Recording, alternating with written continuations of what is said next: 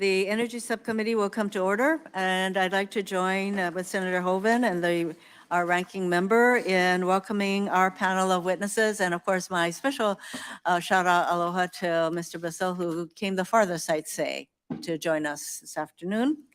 Today's hearing will examine pathways to lower energy prices in the United States. As we meet this afternoon, people across the United States and around the world are dealing with high energy prices.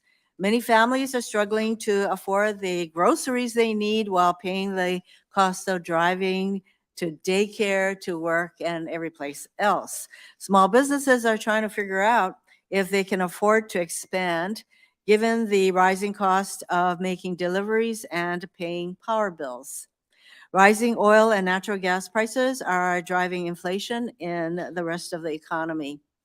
Fortunately, average prices at the pump have fallen 39 cents per gallon nationwide in the last month, but prices remain far too high in Hawaii and elsewhere.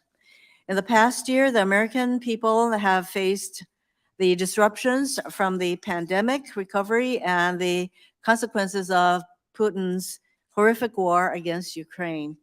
In April, all 100 senators voted to end imports of Russian energy, even though it meant higher oil and gas prices. The president continues to engage with our allies and partners on how to move away from Russian oil and natural gas and stabilize global supplies. The United States is the largest producer of oil and gas in the world, and it was a net exporter of petroleum in 2020 and 2021. Our reliance on fossil fuels, even when we produce it here, means we will be stuck paying the prices set in the global market, subject to OPEC and affiliate producers like Russia. We are still going to be using fossil fuels in cars, power plants, and industrial plants. But there are cheaper and cleaner alternatives now and in our future. So frankly, this hearing is not about the either or, fossil fuels reliance or alternatives. It is really about how can we all together lower energy costs to our people. So we already know from the International Energy Agency that renewable energy sources like wind and solar are the cheapest sources of power available. And electric vehicles are already cheaper over their lifetime than comparable gasoline models, with more affordable hybrid and electric vehicle options on the way. The question for Congress is, how do we help states and individuals achieve the benefits of these cheaper and cleaner alternatives? Hawaii has charted an ambitious course. Because of Hawaii's unique geography, it is the most petroleum-dependent state in the country.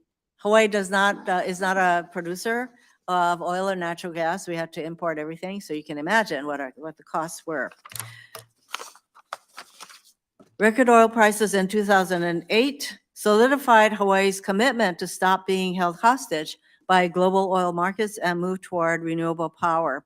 The state established the Hawaii Clean Energy Initiative with the help of the U.S. Department of Energy, eventually setting a goal of 100% renewable power by 2045.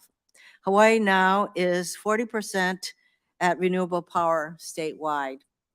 But Hawaii's continued reliance on oil for the majority of its power is why electricity rates jumped 34% in April from a year earlier, and electricity costs almost triple the U.S. average. Each island in Hawaii has its own electric grid, unconnected to the other islands. We're going to hear today from Mr. Bissell about how the electric cooperative on the island of Kauai reached 70% renewable power and avoided the worst impacts of the global oil shock. Hawaii's leading our nation's transition to clean energy and creating a blueprint that others can follow. Different states and regions all have different energy mixes, but Congress can and should provide individuals and businesses with long-term incentives to speed up the transition to cheaper, cleaner sources of power, higher energy efficiency, and more affordable transportation options. Congress should also support clean energy manufacturing and supply chains right here in the United States.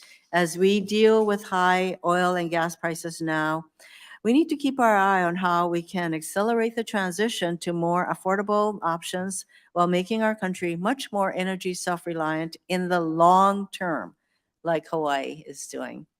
I'm looking forward to hearing from our panel this afternoon about the path forward for affordable, reliable, and increasingly clean sources of energy across the nation.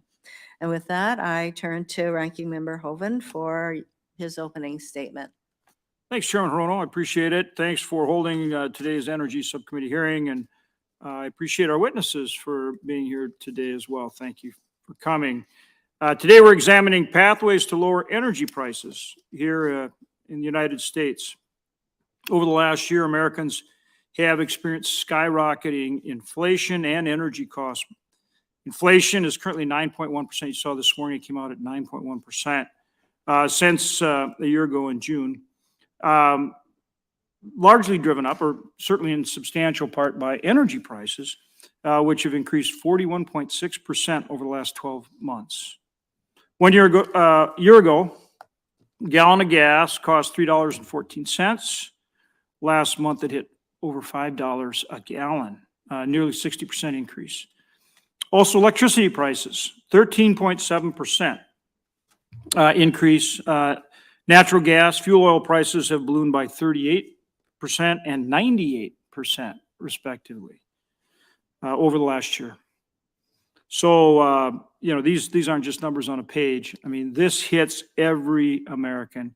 It hits them when they pull up to the gas pump, when they go to the grocery store, every product they buy, every service they buy, because every product and service has an energy component in it. My home state of North Dakota, I'm pleased we have two individuals here from North Dakota. We're an energy powerhouse. We produce energy from almost every source you can think of. We don't have nuclear, or as one of my favorite presidents used to say, nuclear. But we have, fossil fuels, traditional fuel sources, which we produce significantly, but also renewables as well. We really are an energy powerhouse for this country, and our witnesses here today have been a very big part of making that happen. And it's not just the higher prices, right? So in May, the North American Electric Reliability Corporation, NERC, warned that some parts of North America are at elevated risk of energy shortfalls due to generation retirement, loss of baseload, and so that parts of the country could be facing brownouts or even blackouts this summer. And obviously that's not just an inconvenience. That can be a real risk to people's lives and well-being. And again, Americans are paying higher gas prices due to President Biden's Green New Deal policies that are preventing production of energy here at home. And we've seen that. For example, in taking the federal lands, the moratorium, implementing the moratorium on leasing on federal lands, both onshore and off. The administration came out and did agree to allow 20% of the federal lands onshore to be leased, but raised the royalty rate. So it increases the cost of the energy, and that's still only 20%. But it's not just, we've had witnesses in here who've said, from the administration, who said, well, no, we are allowing some leases, but also there's all these leases that energy companies have that they're not producing. The problem there is that the energy companies either can't get the drilling permits to produce those leases, or they're tied up in litigation in court.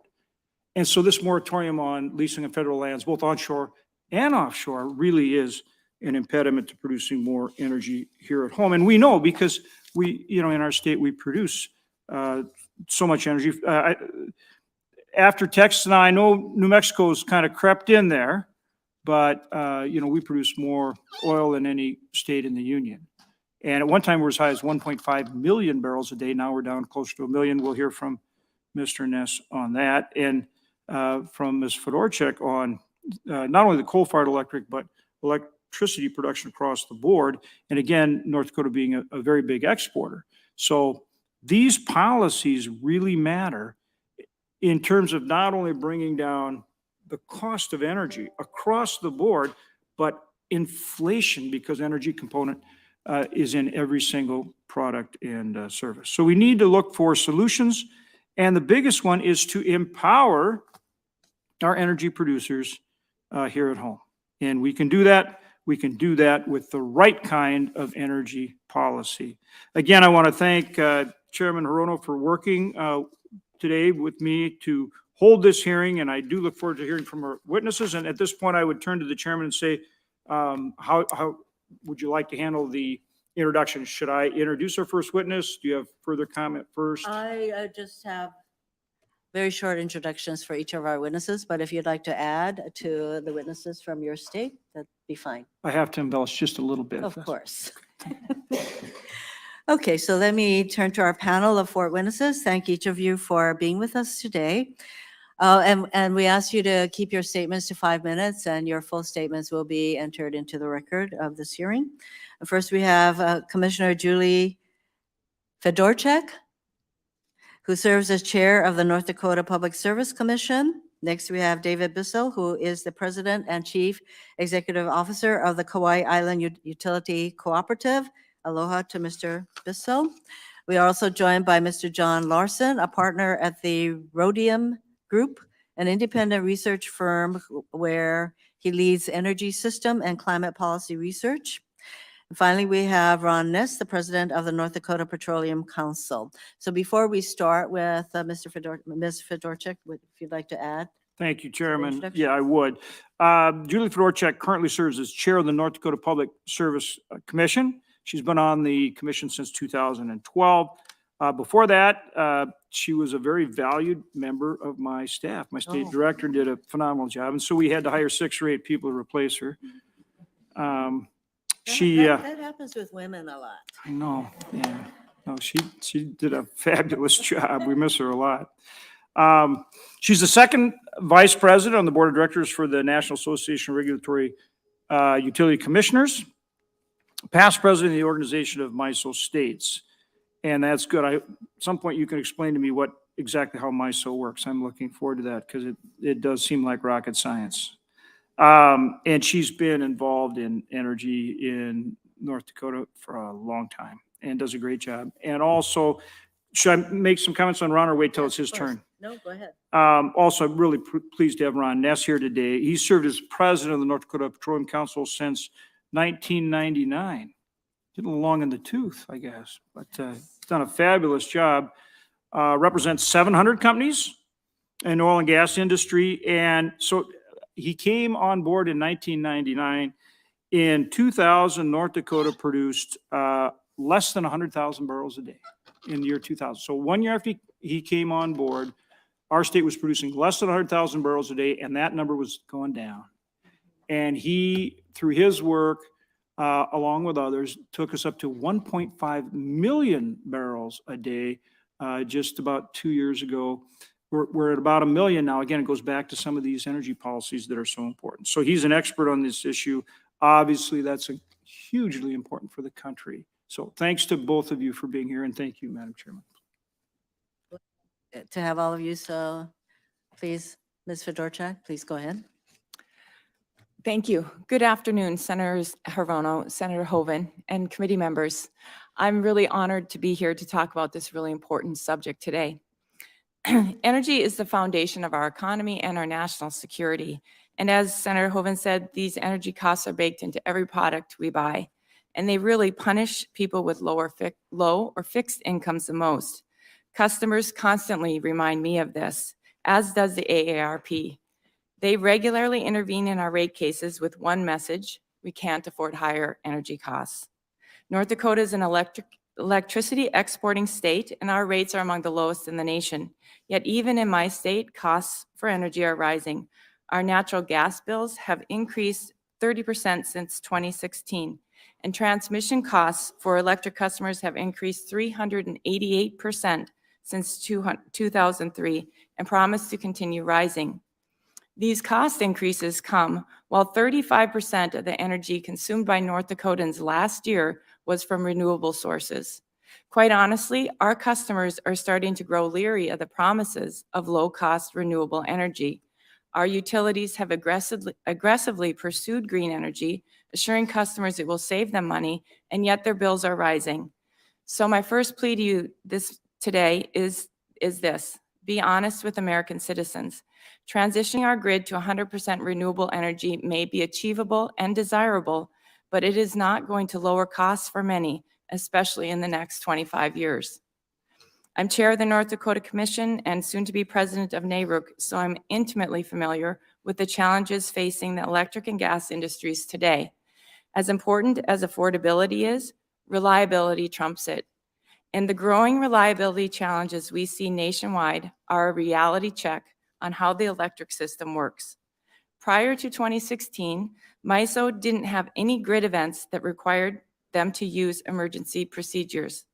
Since 2016, MISO has had 41 max-gen events triggering emergency procedures. These challenges are real and growing because integrating renewables is complicated. The physics of the electric grid are stubborn and don't bend to anyone's goals or deadlines. Rapid retirements of thermal units and a transmission system congested with 17 gigawatts of new renewables since 2011 have contributed to a concerning trend in MISO. Total installed generating capacity is increasing, but the accredited capacity, that which you can count on to meet demand, is decreasing. I've included several charts that clearly and simply illustrate this in my testimony, and I urge you to evaluate them. The current trend is not sustainable, and warning signs are numerous. When demand exceeds supply, people lose power. This is inconvenient, yes, but it's also a life or death matter. Remember, 210 people perished in the Texas Storm Uri power outages. So my second plea is that you listen to the grid operators. Ignoring their warnings will have serious consequences for our country. And this brings me to my final point, and that's timing. Let's consider what we're trying to accomplish. We are reinventing and rebuilding virtually the entire energy system that sustains all aspects of life in the United States. Considering the magnitude of this challenge and the warning signs we're seeing, the solution I suggest is quite simple. Most of this can be solved with one thing: patience. And that's my final plea to you. Claire Moeller, the head of operations for MISO, states it this way: mind the gap. Mind the gap between the megawatts being retired and being added. The most obvious way to bridge that gap is to extend the life of existing, already operating and paid for resources.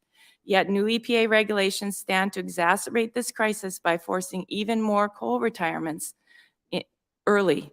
I urge you to require the EPA to coordinate with utilities and grid operators on any new regulations that could hasten our growing capacity crisis. Another big gap exists between the reliability attributes of wind and solar megawatts versus thermal megawatts. Give researchers time to fix this gap and to perfect carbon capture and storage for coal and natural gas worldwide. We need to mind the enormous gap in critical minerals needed to support wind, solar, and battery production, and the disturbing gap in environmental standards and worker pay in countries producing them. The bottom line is this: permitting processes, supply chains, and construction timelines must be acknowledged in establishing our nation's energy policy. Otherwise, we have what my friend and former FERC Commissioner Tony Clark calls regulation by wishful thinking, where lofty goals translate into policies that endanger the lives and livelihoods of our citizens. Americans are counting on us to figure this out. We must forge a thoughtful, prudent path through this energy transition that keeps the power on at all times at prices people can afford. Thank you. Thank you very much, Ms. Fedorchak.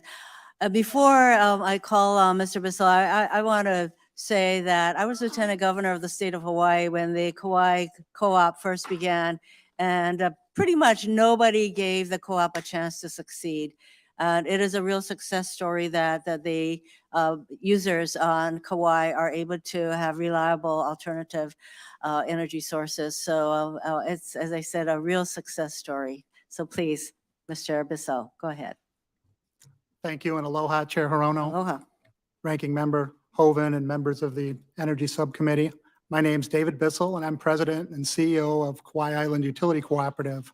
KIUC, as we're known as, is located on Kauai, and it's the smallest and least populated islands of Hawaii's 4 major islands. We provide electricity to 70,000 residents, 20,000 visitors, and 5,000 businesses on a fully isolated grid. Hawaii has established a rigorous renewable portfolio standard known as an RPS. And according to the RPS, by 2045, 100% of a utility's electric sales must be based on eligible renewable energy technologies. Kauai's utility was investor-owned until 2002, when a group of local businessmen formed KIUC as a cooperative and acquired the utility.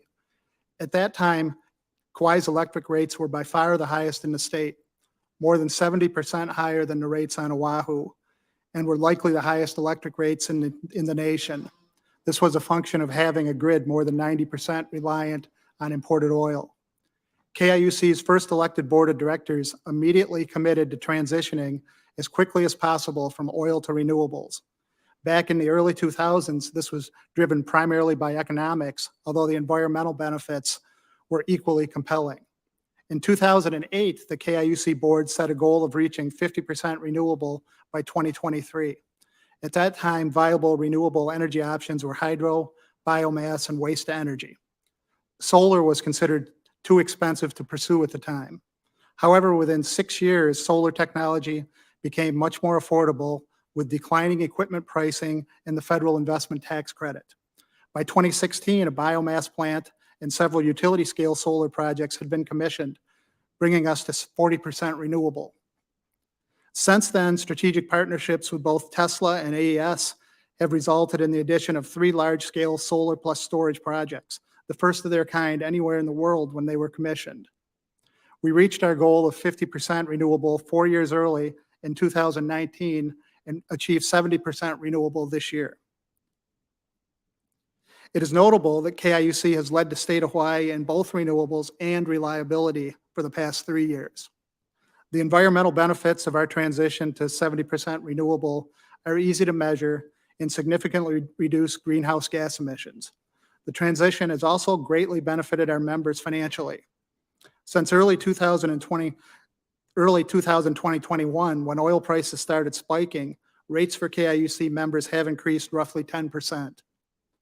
This is primarily due to our bringing on renewables via competitive pricing, and it's compared us favorably to the other islands whose rates have gone up by 35 to 50% in that same time period.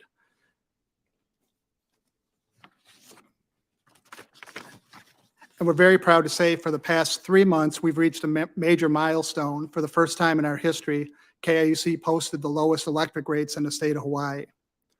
I'd like to emphasize how important federal incentives have been to our success. The investment tax credit has indirectly benefited our members through lower rates and purchase power agreements. With inflation and supply chain issues impacting renewable project costs throughout the country, we strongly encourage an extension of the credits at the original 30% and adding a direct pay with a delay in further phase out until at least 2030. Alternatively, extending the completion of the construction timeline required from the end of 2025 to 2030 could at least allow existing projects to receive the credits that were in place when the projects were started. As a not-for-profit cooperative, we also support the direct pay option for not-for-profits to be able to receive the same level of tax incentive as for-profit investor-owned utilities and developers. Currently, we have to use very complex project structures or have for-profit entities build and own our renewable projects to receive these essential tax credits and benefits. A direct pay option for not-for-profit cooperatives would likely lower costs for our members from the same level of federal tax incentives. Cost of capital is another key cost item for a utility. We are able to borrow from RUS, but one problem with borrowing from RUS is it's prohibitively expensive to refinance with the RUS when interest rates decline. And we support the flexible financing rate for Rural America Act of 2021, which would allow us to take advantage of rates when they go down. And thank yous to Senator Hirono, Hoeven, and other senators serving on the committee for co-sponsoring this measure. We believe KIUC has demonstrated that high penetration renewables can be cost effectively integrated into an electric grid without associated reliability issues. We've been fortunate to have many great partners on our renewable energy journey. We appreciate the federal incentives we received and hope we can continue to receive your support as we move towards 100% renewable Kauai. Thank you again to Senator Hoeven for making it possible for us to testify today. Thank you for your attention, and I'll be happy to answer questions afterwards. Thank you very much, Mr. Bissell. Mr. Larson? Thank you, Chair Hirono, Ranking Member Hoeven, and members of the subcommittee for inviting me to speak today. My name is John Larson. I am a partner at Rhodium Group, an independent research firm whose research informs decision makers in the public, private, and philanthropic sectors. I lead Rhodium Group's U.S. energy systems research, where we focus on analyzing clean energy policy, emerging clean technologies, and market trends. And I'm also a non-resident senior associate in the Energy Security and Climate Change Program at the Center for Strategic and International Studies. I appreciate the opportunity to speak with you today about options for lowering energy costs for consumers. Along with historically high inflation for most goods and services, household energy costs have risen substantially. This year, Rhodium Group estimates that national average household costs for both home energy and transportation together will be approximately $5,100 this year on average per household. That's a 23% increase compared to 2020 during the height of the pandemic, and it's been primarily caused by the rapid rise in fossil fuel prices over the past 6 to 12 months. It's especially the case for petroleum products such as gasoline, diesel fuel, and heating oil, which have seen monthly average year-on-year increases of 34%, 48%, and 60%, respectively, over the past 12 months. While total household energy costs are currently elevated, they are roughly in line with average costs over the last 40 years. Why are households encountering historically average energy costs in the face of rapidly increasing fuel prices? It's actually a testament to American policy and market developments that have steadily reduced the exposure of households to energy price shocks and made such shocks incrementally more manageable over time. These developments include the increasing efficiency of American vehicles, buildings, appliances, and devices, electric power market competition, the shale boom, and relatively recently, the shift towards cheap renewable energy sources such as wind and solar that have no fuel costs, unlike fossil fuels. Looking back over the past 40 years, the proportion of household energy costs to disposable income, often referred to as energy burden, steadily has declined from 8% in 1982 to 3% in 2020. With recent price elevations, households on average are back to spending 4% of their disposable income on energy costs. Things would currently be much worse for consumers if homes, appliances, and vehicles had seen no energy efficiency improvements over the past 40 years, and in turn were even more exposed to volatile energy prices. Looking forward, new forthcoming estimates from Rhodium Group as part of our annual projections of U.S. energy and emissions trends show that household energy costs will slowly decline back to near 2020 levels, but it will take at least 7 years to do so. The trend reflects renewable energy deployment, increasing efficiency of energy consumption, increases in conventional energy production, and diversification away from the most volatile fossil fuels, such as gasoline, towards alternative fuel vehicles. While this is good news, it is not necessarily a cause for celebration. High energy costs on households adds to the massive financial burden and challenges that Americans are already facing due to inflation. The 50 million low-income households in the U.S. face energy burdens that are on average 3 times higher than that of non-low-income households, and these same households are also more vulnerable to price spikes. Congress can do more now to accelerate energy cost reductions for American households above and beyond what current policy and markets will deliver. And they can do so while also contributing to tackling the challenge of climate change. The Clean Energy Tax Credit Package and other clean energy investments outlined in Senate legislative text in December can serve as a strong foundation for cutting energy costs further and faster than market trends alone. Federal incentives and investments can cut energy waste from buildings, diversify energy demand from light-duty vehicles, and will have a meaningfully positive impact on household finances. Clean electric tax credits can expand the amount of electricity that comes from fuel-free, zero-price volatility resources like wind and solar. Carbon capture tax credits and alternative clean manufacturing investment programs can improve the environmental performance of energy producers and factories. Tax credits for clean fuels and clean hydrogen can diversify America's fuel mix beyond petroleum and build on the Infrastructure Investment and Job Act's historic investments in scaling up these new technologies. Previous Rhodium analysis found that legislation like that under consideration in the Senate, coupled with new policy actions taken by executive agencies and states, can cut household energy costs by 12 to 14% on average in 2030 relative to a forecast where no new action happens. And all of this while putting U.S. climate targets within reach. Importantly, most of these savings come from lower gasoline expenditures, a fuel with some of the highest price volatility and vulnerability to global supply disruptions. These benefits do not come at the expense of the oil and gas industry, as we found that petroleum production would be roughly unchanged compared to current policy in 2030, and natural gas would increase from today's levels, enhancing America's energy security. Families in the U.S. are feeling the heat from elevated energy costs. Congress has concrete legislative options before it that can make a real difference in cutting these costs and reducing exposure to future price shocks. Thank you again for the opportunity to testify today. I look forward to your questions about our research and our findings. Larson, Mr. Ness. Chair Hirono, Ranking Member Hoeven, and members of the subcommittee, thank you for inviting me to testify today. As President of the North Dakota Petroleum Council, I am proud of the contribution our operators have made to our domestic energy industry, and I look forward to discussing how our full potential can be unleashed.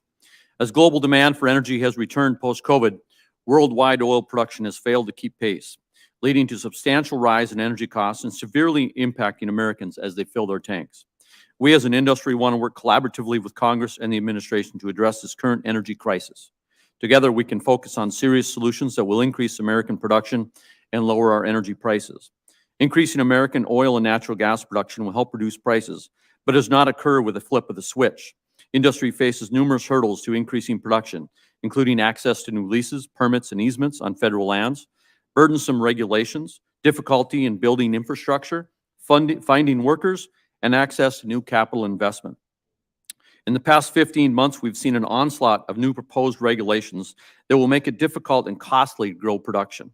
One of the biggest obstacles our industry faces is attracting capital investment to maintain, stimulate, and expand exploration and production. In the Bakken, we need $20 million per day of investment to substantially grow production. Investor hesitancy is being driven by the rhetoric that it is time for our country to leave fossil fuels behind. The power of the bully pulpit is real, and the words of our leaders matter. If government leaders say they are doing everything in their power to end an industry, a strong market signal is sent that that industry might not be a sound investment. This could all change tomorrow if the President and Congress change their message to the American people, bankers, investors, and workers that we need American oil and gas, natural gas, and that our industry has their support. They could instruct federal agencies to do everything within the law to encourage and facilitate production. Energy security is national security, and we must not lose sight of that. Russia has weaponized their position as one of the top oil and gas producers in the world as they supply our enemies and hold our allies hostage. We must maximize our production, and not only to supply our domestic needs, but also assist our allies. The perfection of the horizontal shale and drilling and hydraulic fracturing paved the way for the oil shale boom in the United States. The next step can be to support innovation and technology to reduce emissions from all energy sources. North Dakota Governor Doug Burgum and our legislature have been encouraging innovation, not regulation, as a pathway to cleaner energy, and we work in partnership with the state to achieve this goal. The state of North Dakota has also set up the Clean Sustainable Energy Authority to reinvest oil production tax revenues to achieve these goals. Our technology is constantly improving. Our horizontal wellbores are getting longer, now 3 miles instead of 2, and our surface footprint and well site emissions continue to decrease. If we want to ramp up production, looking at ways to streamline regulations and permitting is an important place to start. As Senator Hoeven mentioned, we were about 1.5 million barrels a day in 2020. Today, we're a little over 1.1 million barrels a day, so that's 400,000 barrels a day of the gap alone that our country is missing. The American Petroleum Institute recently published a 10-point policy plan to restore U.S. energy leadership and fuel economic recovery. We urge lawmakers to seriously consider these policies they can act now on. To grow energy production and reduce energy supply disruptions, we need more pipeline and refining capacity across the country. It has become extremely difficult, costly, and time-consuming to build pipelines and almost impossible to build new refineries. This must change. We need our regulatory certainty to build the infrastructure necessary to transport and refine our products. If we want affordable and reliable energy, it's up to America to produce it. The good news is we know we have significant resources left to extract, specifically in the Bakken and North Dakota, as well as the other unconventional shale plays across the country. With the right policies in place, our domestic oil and gas producers can increase production and contribute to lowering energy prices. We need energy champions. We need our leaders to stand up and say they are willing to partner with our industry to support our efforts and a clear path for us to do what we do best, produce American oil and natural gas. This is not a time to wind down or move away from our industry. It's a time to invest in it and build it up as an America First solution. We stand ready to work with our senators to move forward in solving these issues I outlined in lowering energy prices for everyone. I invite you to North Dakota to see firsthand how energy production can work in harmony with our shared environmental goals. Thank you, Chairman Hirono. I'd be happy to answer any questions. Thank you very much. I'm going to start the 5 minutes of questioning. So the purpose of this hearing is really to focus on affordable and reliable energy. And in that, I do have a question for Mr. Bissell of KIUC. Solar energy costs have fallen by over 80% in the last decade. In 2020, the International Energy Agency described solar energy as, I quote, the cheapest electricity in history, end quote. That description does not even cover the public health benefits from reducing air pollution or reducing the costly impacts of climate change. At the same time, investing in the clean energy transition does have upfront costs. So what would you say to members who are worried that their energy bills could go up as we invest in new clean sources of energy, probably in the short term? And the second question I have for you, how did KIUC deal with the reliability of reliance on intermittent power? Thank you, Senator. The cost of solar, particularly large-scale solar, throughout the country now is at or below any other cost of producing electricity. It's reached parity. Prices at large scale seem to be going steadily downward until the recent inflation pushing all the costs up. But we've seen on Kauai from the time we started, prices are about a third of what they were initially. And we've been able to really help stabilize our electric bills because of it. We've got about 45% of our island's energy is coming from solar, and we've also been able to do it reliably. We use a combination of, interestingly, our legacy fossil fuel units to support our grid, but also, more importantly, batteries. We've invested extensively in battery storage.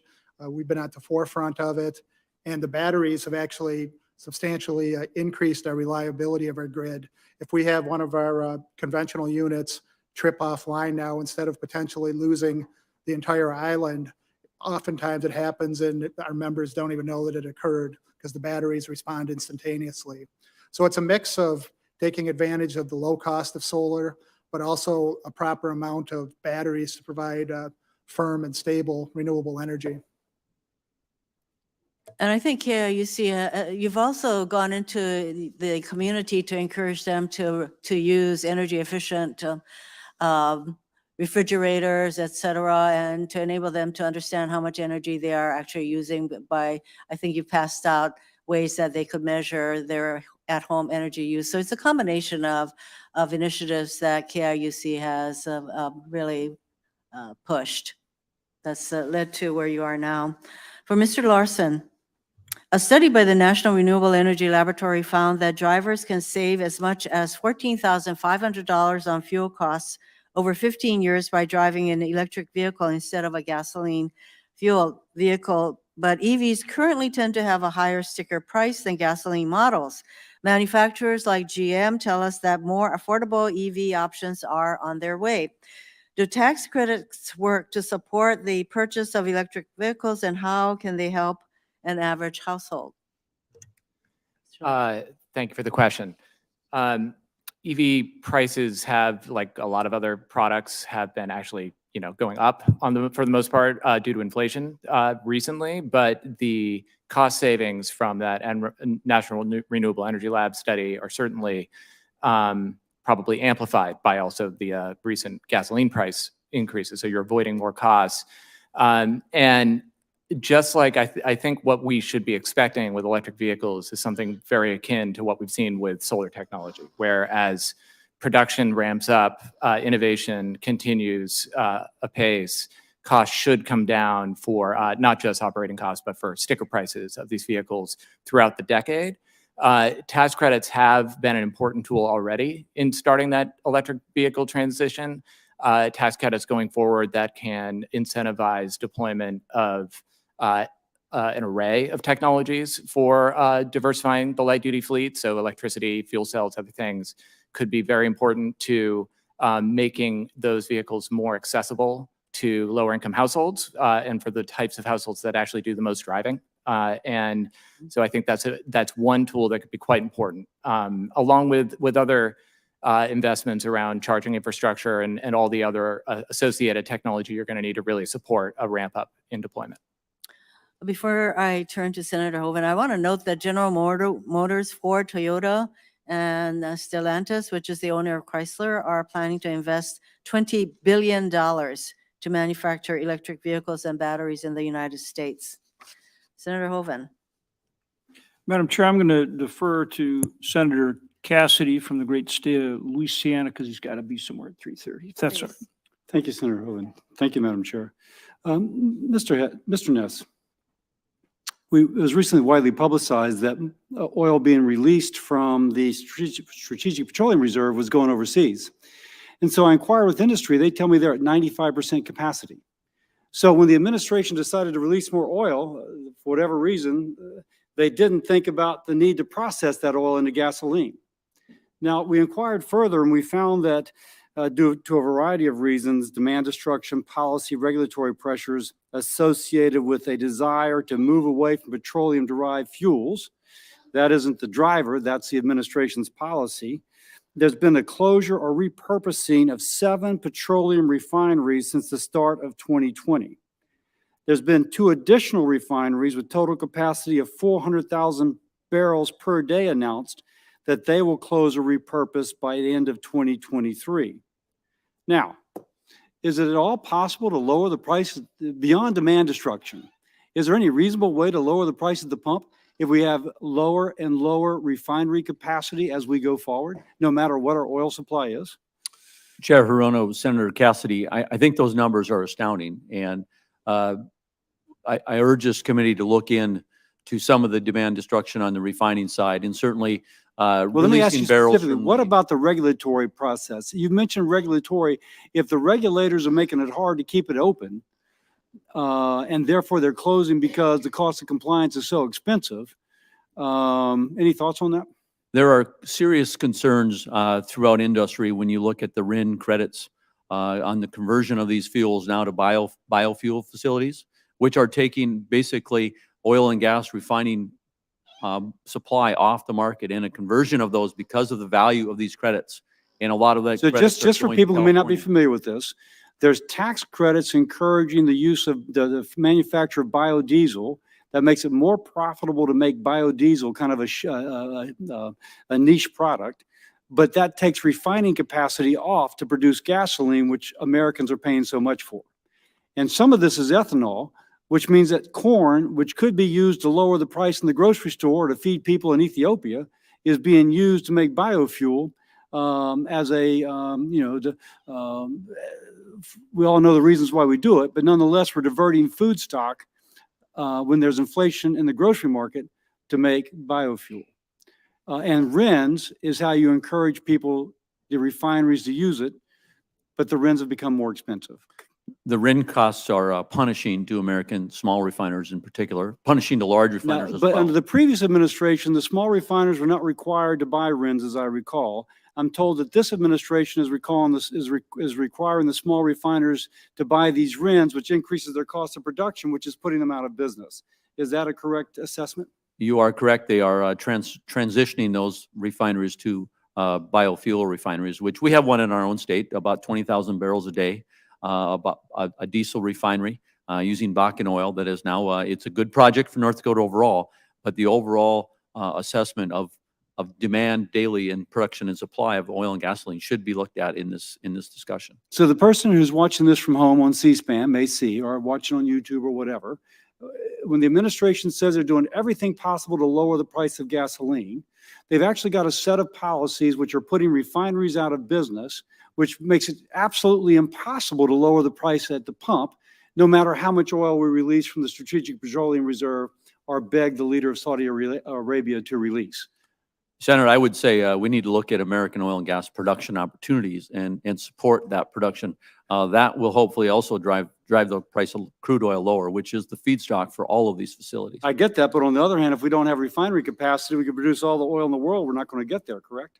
You are correct. Our consumption is not going down. It's going to go up. I've been calling for an Operation Warp Speed in which instead of just looking at one part of the supply in isolation without considering, my gosh, we got to be able to refine it, that we look at everything as a continuum, work out the regulatory policies in a coherent fashion. So when the president gets up and says he's doing everything possible, we can actually take him at his word, except then reading about how refinery capacity is being destroyed because of regulations and being frustrated because we're paying so much at the pump. Madam Chair, I yield. Thank you. Thank you, Senator Hickenlooper. Thank you, Madam Chair. Thank all of you for your service, your time here, your testimony. Let me start with Mr. Larson. Our economy has experienced a number of big supply shocks. And I think that they, in some ways, and this is somewhat similar to what we were just discussing, they mask the pre-existing fundamentals also driving today's high prices.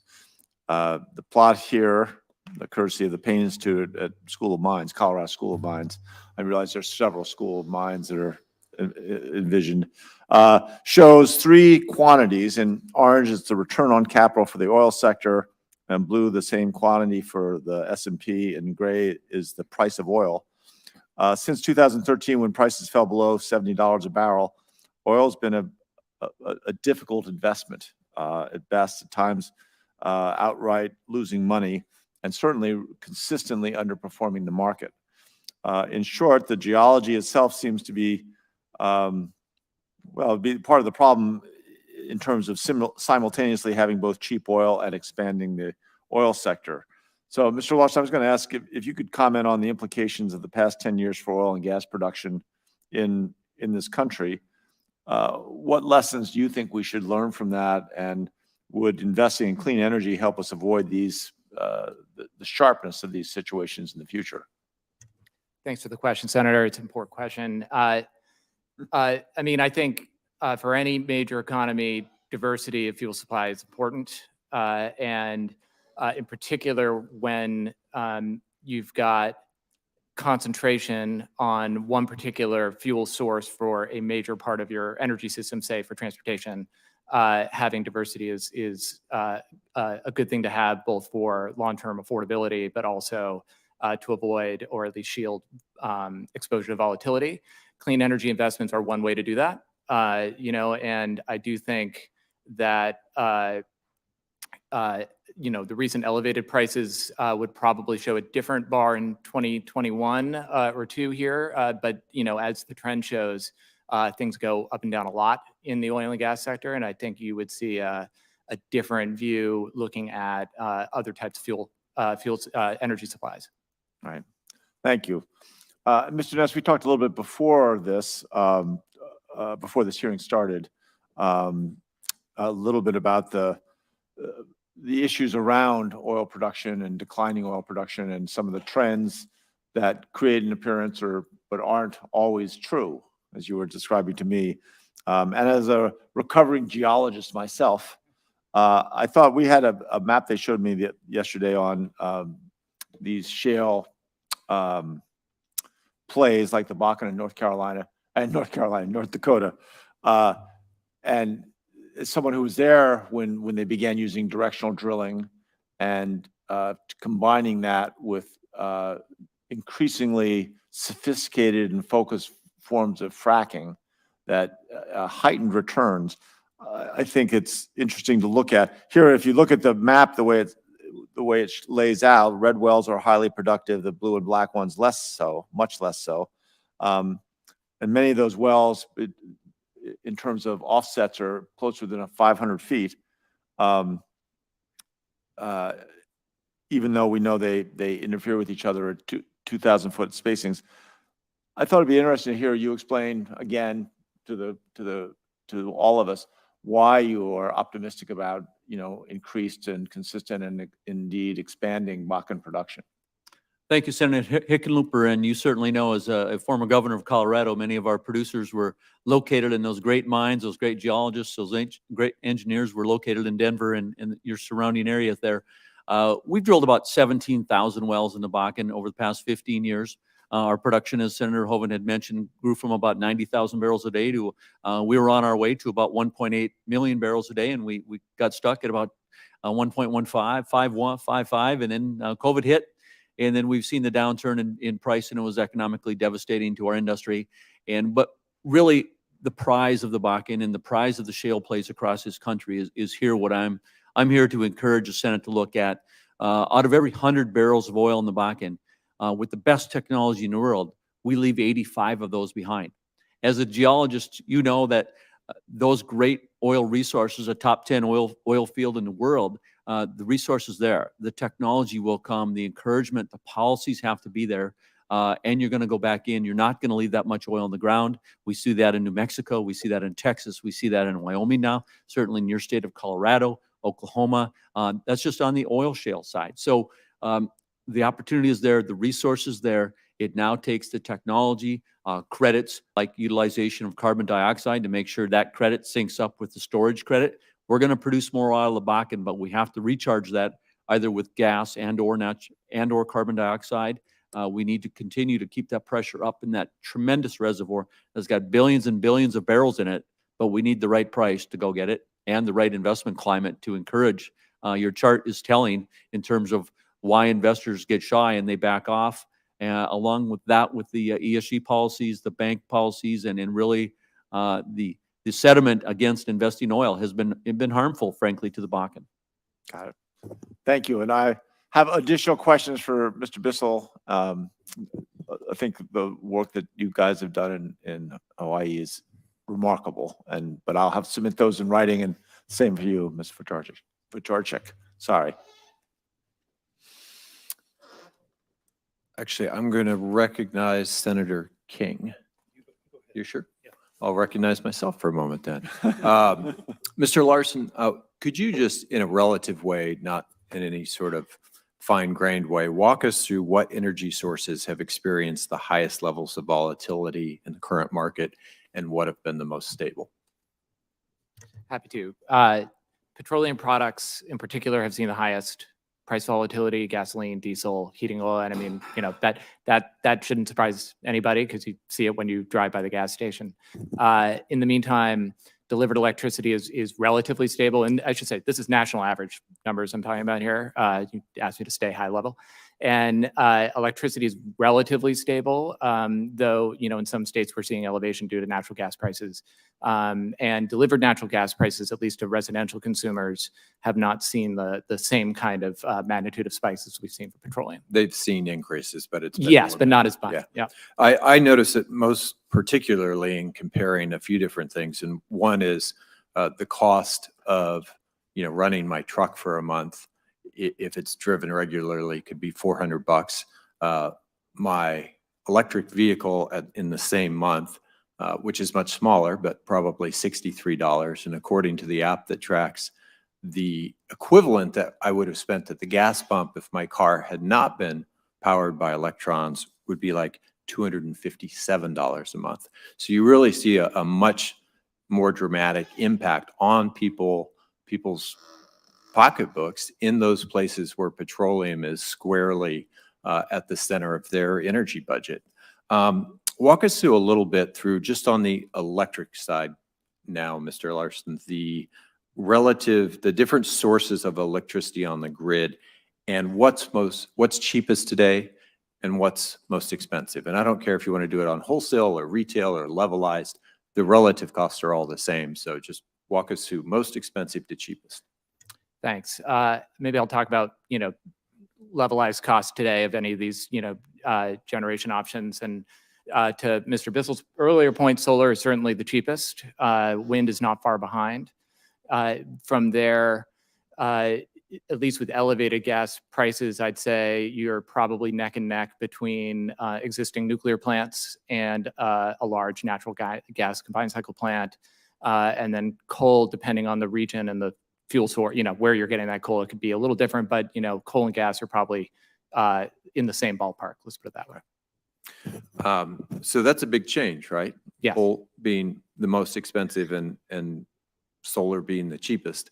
That wouldn't have been true 10 years ago by any stretch of the imagination, right? No, I mean, when I've been at this for nearly 20 years now, and everybody said coal was the price to beat Right. with renewables, and then it was gas was the price to beat, and now solar's the price to beat. That's Yeah. where we're at. What's a new project coming online in price, in cents per kilowatt hour? Like, what are we talking about on the grid today? I mean, Less than 2 cents, I believe, on a wholesale. wholesale, yeah, Yeah. that sounds about right. I mean, Mr. Bissell would know better than I. He's the practitioner, but yeah, I mean, that seems like the right neighborhood. Gasoline prices are driving a 40-year record high. We're all feeling that. Certainly my constituents are feeling it at the pump. But for the last decade, we were told that if we just drilled more, we'd get lower prices. New Mexico certainly stepped up. The country's producing a lot more oil and gas than we ever have as a nation. New Mexico produces 6 times the crude that we used to, but that never showed up in the price at the pump. I never saw a direct impact, positive impact for the consumers in my state. So explain to us why domestic production numbers are so disconnected from the price at the pump, because there is this mythology that if we just increase production, all of this inflationary pressure is going to go away. Petroleum product prices like gasoline are largely driven by global oil prices, which is, independent of any one production action anywhere in the world. At this end are a function of global supply and demand, right? Now that is why you haven't seen this translate. As oil prices have gone up, we have seen gasoline prices go up exactly as one would expect. I do think a near-term increase in production here, if it was, it could have sufficient influence on global markets in the near term to put downward pressure on those oil prices. At the same time, that's a near-term measure compared to additional investments that would diversify fuel supply over time and shield the United States from the next shock. Gotcha. Thank you very much. Senator Hyde-Smith, you are next.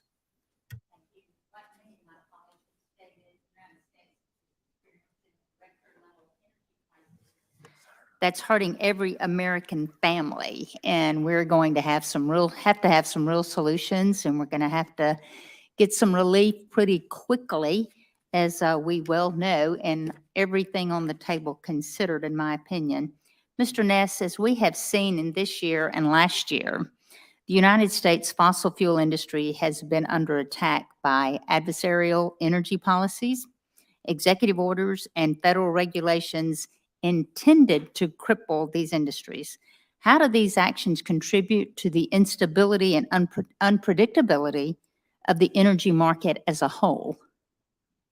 Senator Hyde-Smith, U.S. oil production today is a little less than 2 million barrels a day, less than what it was in 2020, 2019. So we do need to increase our oil and gas production. That will have a direct impact as the world's largest producer on the world supply of oil, and ultimately increase gasoline prices at the pump, as the previous speaker mentioned.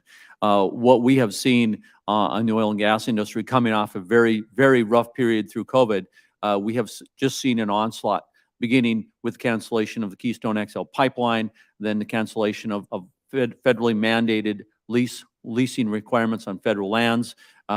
Everything has been slow walked, and we see now the creep of climate requirements into permits, leases, all of the provisions that operators need to do to get those permits out and put together a development plan that they can then bring to Wall Street to attract the type of capital they need to drill and expand and grow oil production in our country. So we see this throughout our office and in North Dakota on a regular basis. We're commenting against federal rules, doing whatever we can. But again, back to those financial markets, it can start today with a message to the financial sector, to investors, to workers, to everybody, that we need American energy of all sources. We certainly lead that effort in North Dakota. We think it's possible. Our energy sectors can work together quite well in our state, grow the production of all senators. Certainly Senator Hoeven has been a huge champion of that. So we can do this, but we need to get away from the transition, to a transition to cleaner energy of all sources. And we think that the Bakken's the cleanest barrel in the world. And certainly American barrels are much cleaner than the barrels that we're seeking for other countries to send our way. So we hope it starts here and produce more American energy of all types, because we're going to need it. I totally agree, and it could not start soon enough. How would energy prices as well as prices at the pump be affected if the Department of Interior were to swiftly finalize the 5-year plan, the leasing program for the Outer Continental Shelf, and conduct quarterly onshore oil and gas lease sales with, of course, equitable terms?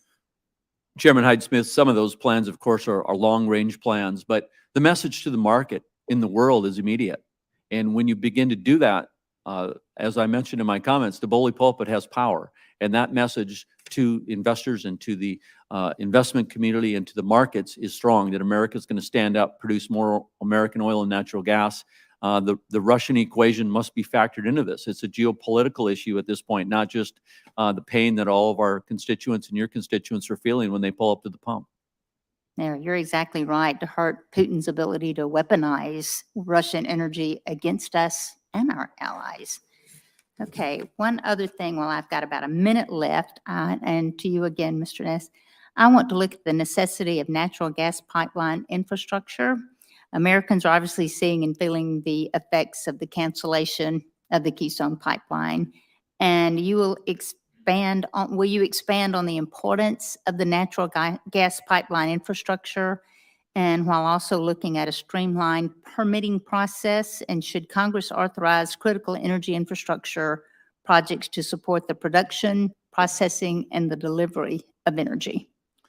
Senator Hyde-Smith, infrastructure is key to not only energy development, but to lowering energy prices because of the movement from the production areas to the consuming areas to the refining areas. And certainly the Marcellus Shale is not in my backyard, but I know that the ability of that shale play is incredible to produce more natural gas.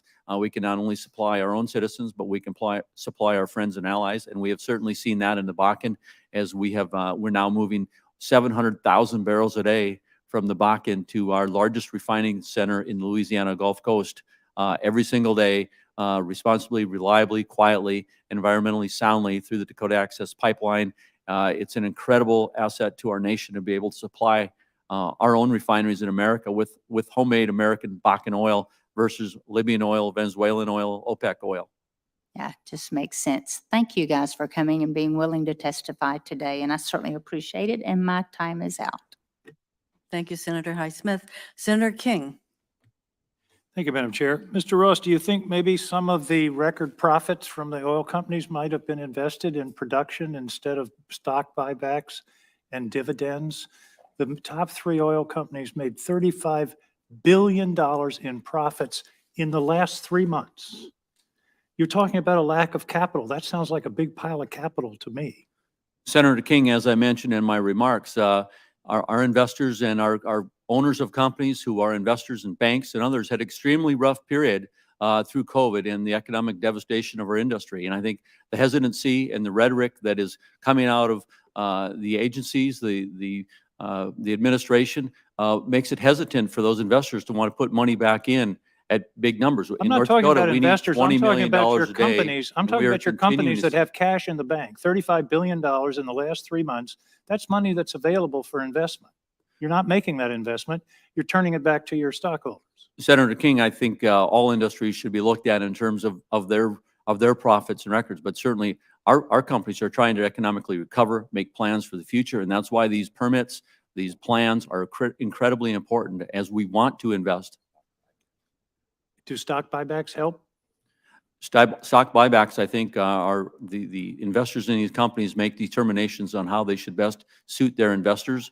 And certainly that is a decision that each board The makes. and each decision company they've makes. made is to give the money to the stockholders, not to put it into increased production. That's a decision. That's a policy decision that the company's made. I'm not talking about you personally, but the industry generally made a decision over the last 12 months to invest record profits in stock buybacks and extraordinary dividends rather than the typical pattern, which is when the prices go up and there's an increase of demand, which there was as we came out of the COVID pandemic, to make investments in production to meet demand. That didn't happen because of deliberate decisions about where to put that money. Senator King, I think with the right policies and right investment climate, you're going to see the American shale producers Is want to your put that industry money really back that in the afraid ground. of Joe Biden? I mean, seriously, you're talking like rhetoric and comments is going to drive your entire industry. I've never known of that before. We've been trying to get off of fossil fuel for some time. All of a sudden, you're saying that the cancellation of the Keystone Pipeline, which wouldn't have come online for years and years, is somehow sending shockwaves through the industry. Are you Those seriously? messages do send shockwaves through the industry, and more specifically through the financiers and the banks and Wall Street, and that's what supplies. And in the Bakken, as I mentioned, we need $20 million a day of investment capital to grow and expand the Bakken. And certainly you see $20 that million a day on a into magnitude 35 of that in billion New in Mexico and Texas and other places. You- So the policies of banks and the financial pressures, the inclusion of climate into permits, into the investment policies, they are having a significant impact. And certainly we're very proud of the reductions that we're seeing in emissions. I think things what's that we're having a taking to Wall significant Street. impact is the desire to get money back to your stockholders. Mr. Bissell, I'm fascinated by your project because you responded directly to our friend from North Dakota. You've got a stable grid with, what is it, 70% renewables based upon storage. Storage is the key, is it not, Mr. Bissell? Yeah, storage is essential to stabilizing a grid, and on Kauai, it's really fascinating because we are a standalone grid. So we're kind of a test case for what the industry can do, that you can produce affordable, stable, and reliable energy from the sun and from other renewable sources without a significant impact on reliability, if anything, positive reliability in our case. But generally, more nationally and internationally, to me, storage is the real secret to the transition away from fossil fuels. Because as we've already learned, solar and wind are the cheapest form of energy today.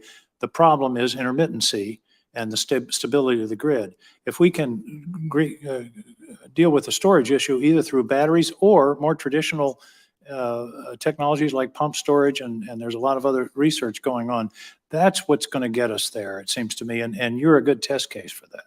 Yeah, I'm glad you mentioned pump storage technology. We are actively developing a pump storage project on Kauai because really that's the next frontier. You go from relatively short-term storage of 4 to 5 hours, but to get to 100% or way out there on the renewable side, you have to have longer-term storage, and you can go back to some old technology. Pump storage is old, but it works. And I think one of the important points that needs to be made about this transition is that the cost of solar and wind and pump storage and battery storage is capital. There's no fuel cost. So once you have that system in place, you're buffered, you're free from the vagaries of the fossil fuel market, and because your capital cost is fixed the day you install the entity.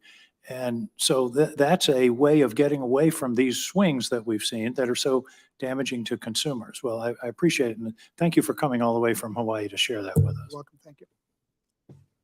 Thank you, Senator King. Senator Hoeven. Thank you, Madam Chairman. Mr. Bissell, didn't you say that still 40% of your energy is from oil? 30% currently. Yep. So you still are 30% dependent on oil. And Mr. Ness, so those policies that you were talking about with Senator King, formerly Governor King, he and I worked together as governors too, and he's been out to North Dakota, so he's he's good at advocating his point, but he's also open-minded when you work with him on things, and that's much appreciated.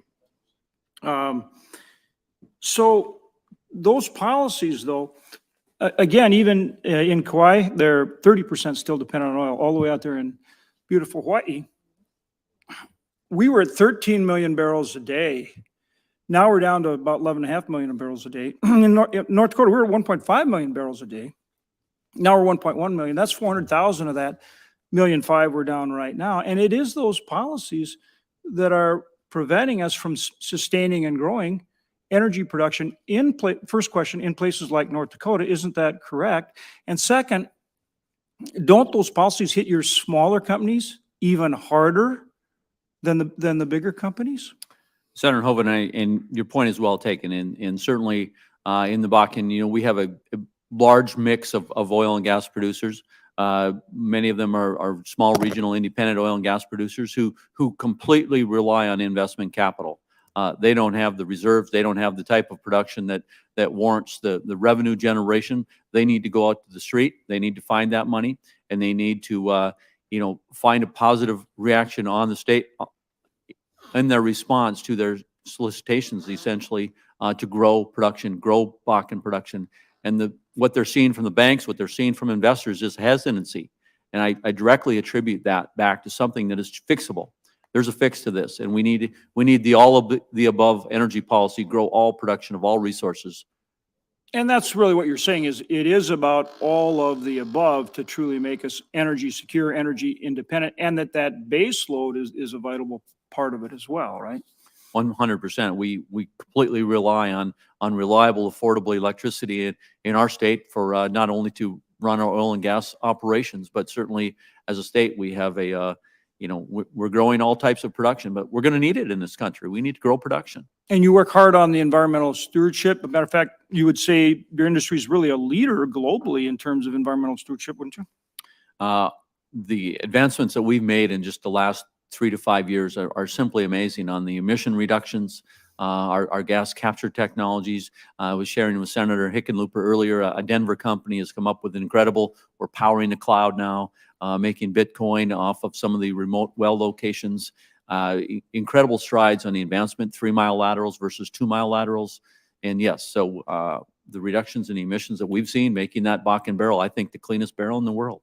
And when we talk about production on federal lands, you do need access to those leases, because even if companies have some leases, if they're held up because they can't get drilling permits or they're held up in litigation, they can't produce those leases, correct? So they need to be able to bid for more of those leases. And in fact, when those leases have been offered, haven't the companies gone out and aggressively bid for more of those leases?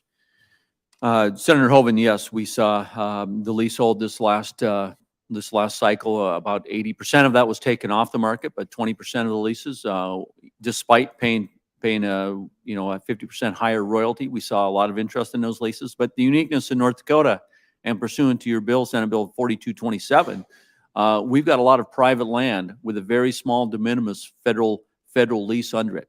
If you don't have that federal lease, despite whether the federal government doesn't own any of the surface, may own a very small percentage of the mineral interest, you can't continue to move forward with that lease and drill that prospect until you have that federal lease. So it'd be kind of like Mr. Bissell owning some property in Kauai that he couldn't develop, even though he owned all of the surface rights and the majority of the mineral rights, but the federal government owned a minority of mineral rights and no surface rights. They could hold him up, whether he liked electricity or anything else, right?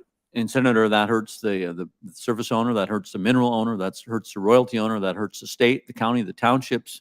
But primarily, I think these are significant world-class oil wells that could immediately bring oil production online and grow our production and lower the price of energy in And our a country. fundamental question of private property rights, right? Correct. Madam Chair, I have some more questions, but I'll defer back to you at this point. Thank you, Senator Hoeven. Senator Cortez Masto.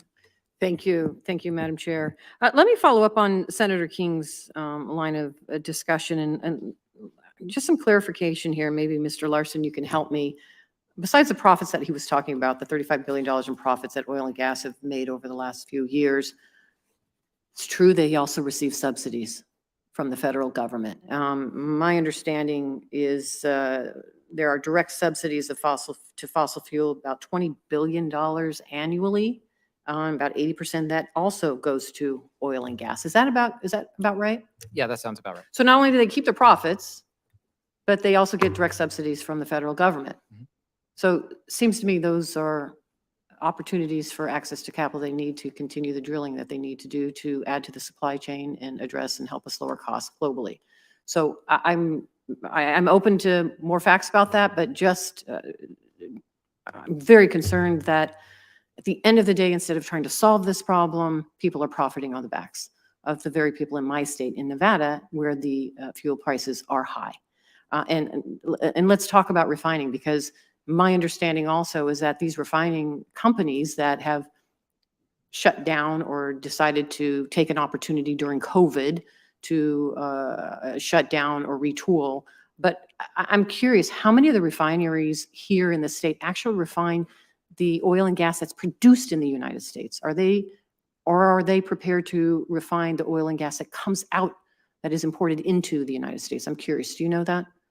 I actually don't know that information. Does anybody in the panel? I'm curious.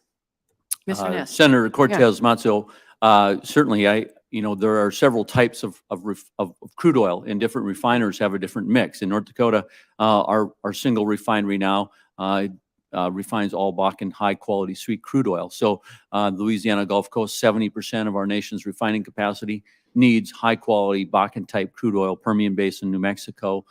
So other refineries across the country had converted to a heavier crude oil, Canadian crude oil, Venezuelan-type crude oil. So there's a mix. So there is a world distinction. I guess that's my point, is I heard the conversation earlier with Senator Cassidy talking about refineries and trying to blame the administration. And actually, I don't think people realize that based on the crude oil depends on the type of refining that is happening here in this country. And a lot of our refineries are refining the crude oil that's imported to the United States, not necessarily the crude oil that's here in the United States. Is that correct? Senator, you are correct to some extent. Okay. However, our imported crude oil has gone from what was almost 63% in 2007, 2008, pre-Bakken, by the way, now down to a very de minimis part of around 18 to 20%, I believe.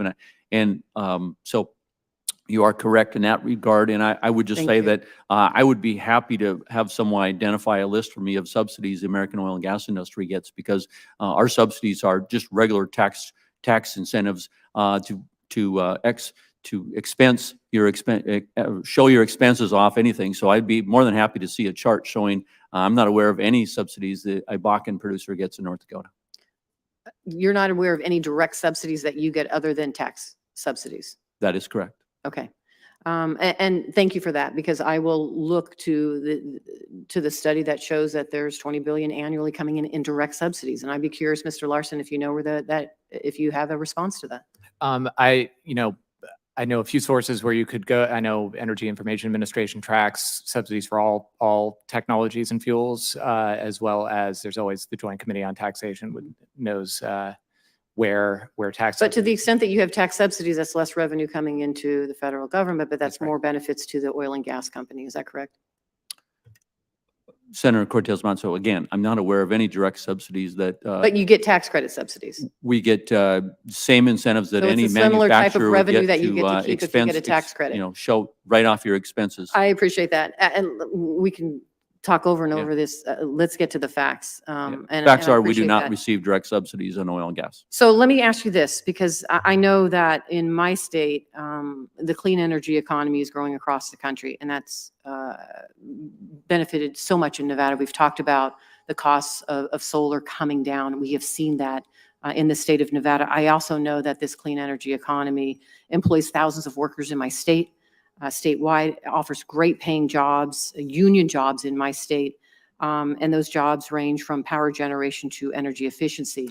I do believe that for the very reason that we're here today and talking about high fuel prices, we need to be energy independent. That's what this means. And to get there, yes, we need a bridge of some sort. We need everybody on all of the above the approach, everybody working to lower costs, including oil and gas, and not profiting off of it. There needs to be this concerted effort of everybody working together to make us energy independent for the very reasons we're here today and the reasons that people are suffering at the gas tank right now at the pump. But let me ask you, Mr. Larson or Mr. Bissell, can you speak to some of the economic and job benefits that come from investments in clean energy? Is that our future? Is that going to benefit us moving forward as we make these investments and try to get energy independent?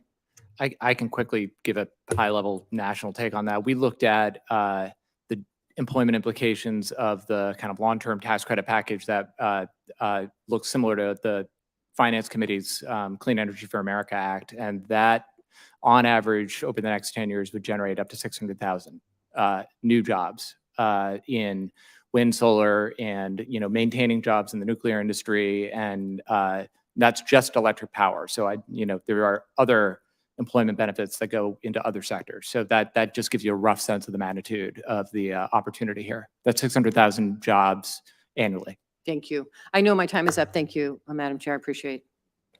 Thank you, Senator. Before I close the hearing, I want to note that oil and gas companies hold 9,000 drilling permits and over 12,000 leases on public lands they are not using.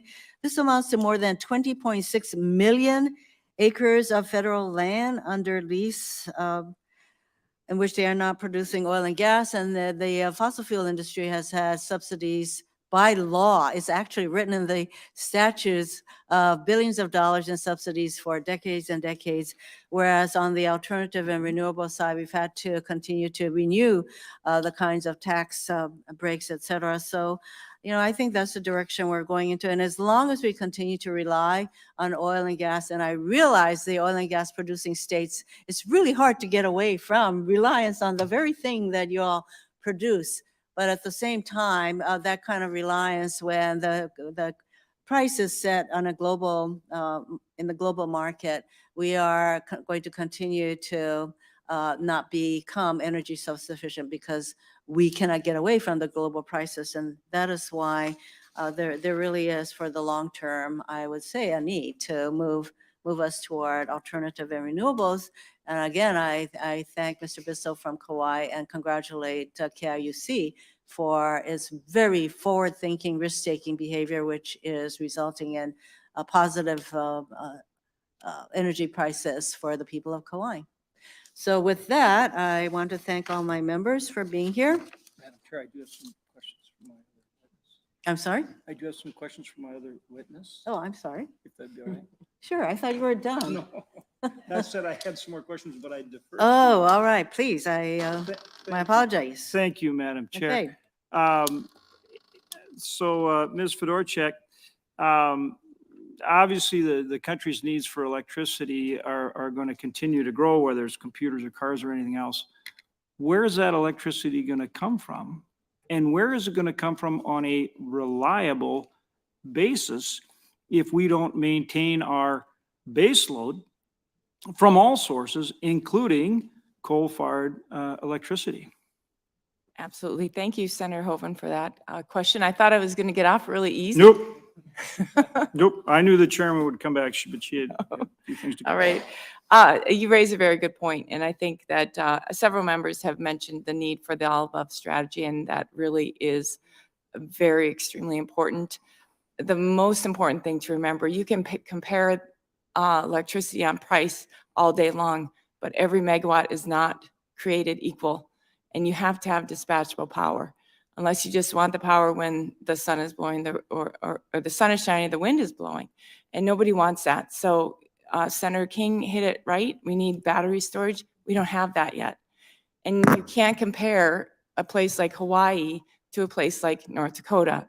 Hawaii has about maximum, I think I looked it up, 2,000 heating degree days. North Dakota has 8,000 to 10,000 heating degree days. So I think even Mr. Bissell would agree that what's needed and possible in the electric grid in Hawaii is very different from what is capable in the state of North Dakota, where we get temperature swings from minus 20 to minus 30 degrees in the winter to 115 degrees in the summer. So, the electric grid has to adapt to that. It has to adapt every second with the exact amount of electricity that's needed. And the technology simply doesn't exist today to make that possible with 100% renewables. We have to have dispatchable resources fueled by our fossil fuels for the indefinite future until technology allows us to wean off from those. So, one of the things that we're working on very aggressively, not only in North Dakota, but other states as well, is things like carbon capture and storage. And working on that both for geologic storage, but also for tertiary oil recovery. Again, leading the world in good environmental stewardship while producing more energy more cost effectively and more dependably. What are the key things that and your point about a federal one-size-fits-all does not work. I think you made that very clear when you talk about North Dakota and Hawaii, both doing some really great things. What are some of the keys that will, in terms of federal policy, that will really help advance carbon capture and storage? Thank you, Senator Hoeven. Well, first of all, there has to be a commitment by the administration and other federal agencies that coal is the future. Coal is a fuel that we are going to invest in for the future. It's important not just for America, it's important for the world. So we should be leading the efforts to develop that technology here, perfect it, use it in places like North Dakota, apply it in places like India, China, other countries in the world, because this is a global problem. So, you know, the 45Q tax credit that the Senate and was included recently last fall, passed by all of you and supported. That's huge to support those investments. There's some really big projects occurring in North Dakota. Project Tundra is one that is going to be a commercial scale, hopefully coal-fired facility with 100% carbon capture and storage. That's really exciting. There's other big coal plants in North Dakota pursuing the same technology. So I believe that that technology can be proven in North Dakota, and those massive generating units, 1,100 megawatts, 600, 700 megawatts of dispatchable power that is invaluable in the winter throughout the country, throughout the MISO region, those will be sustainable long-term with that new technology. So these things really can fit together. When you look at solar or wind and its intermittent nature, then producing oil and gas, Kauai still has 30% oil reliance. Combining these things with carbon capture technologies, all these things can come together in a way that makes us stronger if we don't get stuck on this one size fits all from a federal perspective, right? And that we provide the flexibility and the opportunity for traditional sources of energy as well as some of the renewables, right? On a fair basis. Absolutely. That's the main thing I think we're hearing from the grid operators too. We have to have them all. Yeah, and a final question for Mr. Ness. Isn't it the case that now if we're not producing that oil and gas here at home, we end up getting it from our adversaries, places like, and the world, not just us, but the world, whether it's Russia or Venezuela or even the Middle East, OPEC. Isn't that the case? Senator Hoeven, our world needs energy every single day, and the world is going to supply that oil, and we absolutely are advocating for and supporting our enemies and others by not producing American energy. So it's really, this is a national security issue as well as an economic issue for our country. This is 100% a national geopolitical issue, and the ability to supply our friends and allies in Europe and across the country with energy is the single greatest opportunity we have to ensure that we've got national security and some opportunities going forward in those nations. Yeah, and I would also, along with the chairman, like to thank all of our witnesses for being here today. Appreciate it. I feel as though I have to say one more thing, so I'm going to say it. I'm glad you mentioned that energy is a national security issue and a global security issue. Yes, it is, and so is global warming. And the military has said global warming is a national security, global security issue because it's going to impact the ability of many countries to grow food and all of the attendant issues that will arise with starvation and everything else. So global warming is very much an issue we all need to face also. Thank you very much, Senator Hoeven, and to each of you. And the members will have until close of business tomorrow to submit additional questions for the record. So the subcommittee stands adjourned.